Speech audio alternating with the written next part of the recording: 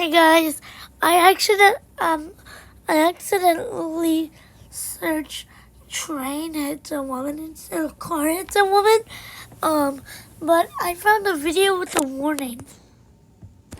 Look at that. And you guys were saying that the viral YouTube Shorts has a fake warning on it. I made a video on it previously, but has no warning. The following video contains graphic imagery. So this idiot goes on the train track, then she goes into the middle, and then she gets hit.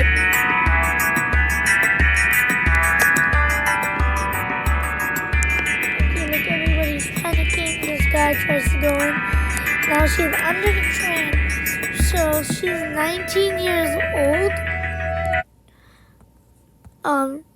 She's a 19-year-old girl.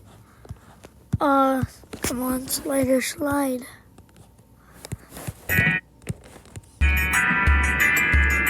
Okay, so, come on, damn it. So her name is, 19-year-old Pratishka Natikar. Sounds like an Indian name to me.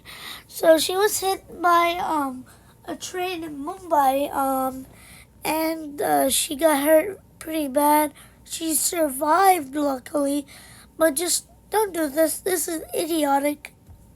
See you in the next video.